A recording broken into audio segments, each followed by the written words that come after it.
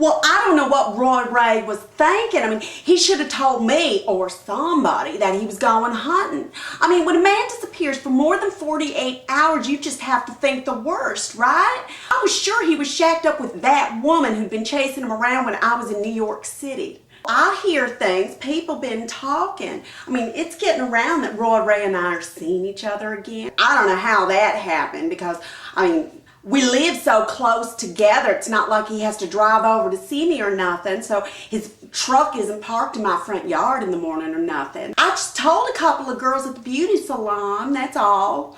But then the other day, I get a call from somebody saying they saw Roy Ray with a girl who works at the mental hospital. I could not believe it. You and Roy Ray are in an exclusive relationship? Did he tell you that?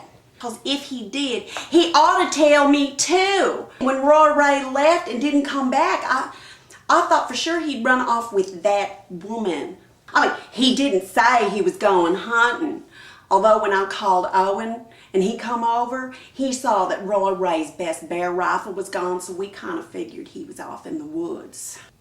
When Roy Ray and me was married, he'd go off for days on end, traipsing through the woods with his friends in a truckload of beer. He'd come home when he was good and ready. But even then, he'd tell me when he was going and kind of where he'd be, just in case. That's when I got worried because he didn't even tell Owen.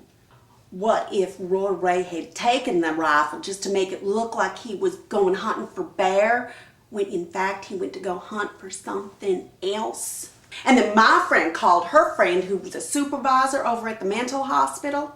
And that's when I found out that that woman had worked 2 double shifts in a row the same nights that Roy Ray went missing.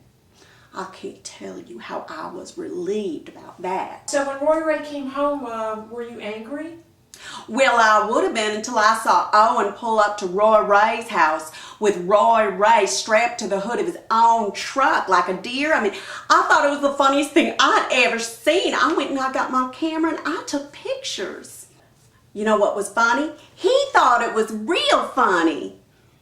Well, one minute he's passed out in his deer stand, and then the next minute he's strapped to the hood of his own truck with all his neighbors hanging around. I mean, that's life, right?